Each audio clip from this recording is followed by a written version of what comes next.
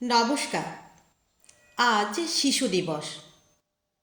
কবি সুকান্ত ভট্টাচার্য তার ছাড়পত্র কবিতায় বলেছেন, এ বিশ্বকে এ শিশুর বাসযোগ্য করে যাব আমি। কবি কি সত্যি পেরেছেন বিশ্বকে শিশুর বাসযোগ্য করে তুলে যেতে? আমার তো মনে হয় না। জানি না ঠিক বললাম কি না।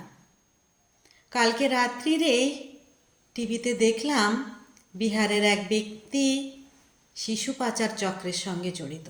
মানে শিশু পাচার মানে উনি শিশু বিক্রি করছেন। কলকাতার নিঃসন্তান দম্পতিদের 12 লক্ষ 13 লক্ষ টাকা দিয়ে শিশু বিক্রি করছেন। ভাবতে পারা যায় শিশুও আজকাল আলু বেগুন সবজির মতো বিক্রি হচ্ছে। কোথায় আমাদের শিশুরা সুরক্ষিত?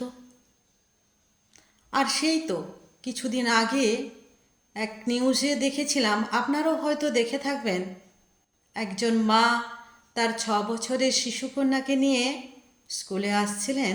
সেই সময় প্রিন্সিপালের গাড়ির সামনে উনি থেমে যান আর কি। আসলে প্রিন্সিপালের গাড়ির সামনে ওনার দেখা হয়, প্রিন্সিপালের সাথে ওনার দেখা হয় এবং উনি তার শিশুকন্যাটিকে প্রিন্সিপালের গাড়িতে তুলে দেন স্কুলে নিয়ে যাওয়ার জন্য। একজন মা কতটা সুরক্ষিত ভেবেছিলেন তার মেয়েকে প্রিন্সিপালের গাড়িতে তুলে দিয়েছেন। তারপর কি হলো?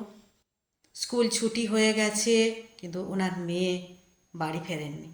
তারপর ফোন করে উনি জানতে পারেন কি হয়েছে ঘটনাটা। সেটা তো আপনারাও সবাই জানেন, সেটা আর বলার অপেক্ষা রাখে না। এই তো আমাদের শিশুদের অবস্থা। তাছাড়াও আরেকটা কথা আমার মনে পড়ে গেল, আমি সোশ্যাল মিডিয়াতেই একটা নিউজে দেখেছিলাম, জানি না কথাটা ঠিক বলছি কি না, এই যে ডেয়ারি মিল্ক, ডার্ক ফ্যান্টাসি এ ধরনের যে চকলেটগুলো তৈরি হয়, সেগুলো এক ধরনের ছোট ছোট ফল থেকে তৈরি হয়, ছোট ছোট বীজ ধরনের আর কি।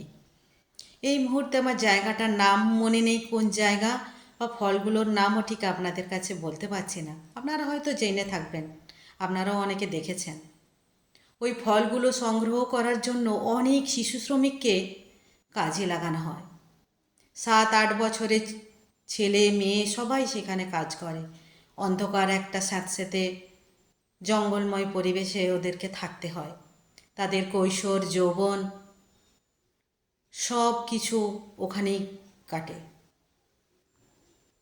এবং শৈশবের বয়স থেকে 8-10 বছর বয়স থেকে তাদের হাতে ছুরি তুলে দেওয়া হয় ওই ফলগুলো সংগ্রহ করার জন্য। ছুরি দিয়ে কেটে ওরা ফলগুলো সংগ্রহ করে। মাঝে মাঝে নিজেরাও হাতটা কেটে ফেলে, এটা আমি শুনেছি। তো আমি জানি না, আমার জ্ঞান খুব সীমিত, কথাটা কতটা সত্যি বা মিথ্যা। আমি কোনো তর্ক সমালোচনা বা আলোচনার মধ্যে দিয়েও যেতে চাইছি না, কারণ সে স্পর্ধাও আমি রাখি না। আমি একজন সাধারণ মধ্যবিত্ত বাড়ির গৃহবধূ। আমি কবিতা করতে ভালোবাসি, কবিতা পছন্দ করি। আজকের দিনে কবি সুকান্ত ভট্টাচার্যের ছাড়পত্র কবিতাটা বলতে গিয়ে হঠাৎ করে আমার এই কথাগুলো মনে পড়ে গেল। জানি না আমি কতটা ঠিক বললাম বা ভুল বললাম। যদি ভুল কিছু বলে থাকি তাহলে আপনারা মাফ করবেন। আসলে আমার মনের কথাটাই আমি আপনাদের কাছে শেয়ার করার চেষ্টা করলাম। আচ্ছা, ঠিক আছে, এবার কবিতায় ফিরে আসি। যে শিশু ভূমিষ্ঠ হলো আজ রাত্রে, তার মুখে খবর পেলুম সে পেয়েছে ছাড়পত্র এক। নতুন বিশ্বের দ্বারে তাই ব্যক্ত করে অধিকার, জন্মমাত্র সুতীব্র চিৎকারে। খর্বদেহ নিঃসহায়, তবু তার মুষ্টিবদ্ধ হাত উত্তোলিত, উদ্ভাসিত কি এক দুর্বোধ্য প্রতিজ্ঞায়। সে ভাষা বোঝে না কেউ, কেউ হাসে, কেউ করে মৃদু তিরস্কার, আমি কিন্তু মনে মনে বুঝেছি সে ভাষা। পেয়েছি নতুন চিঠি আসন্ন যুগে, পরিচয়পত্র পড়ি ভূমিষ্ঠ শিশুর অস্পষ্ট কুয়াশা ভরা চোখে।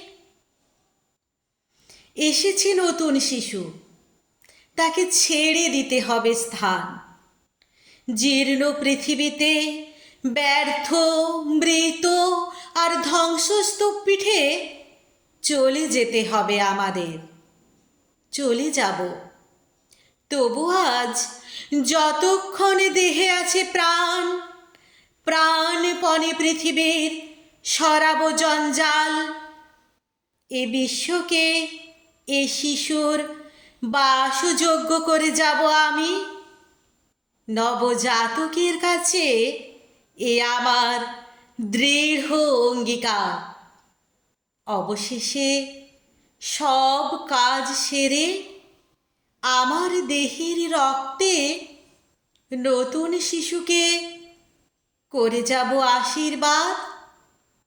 তারপর হব ইতিহাস। নমস্কার।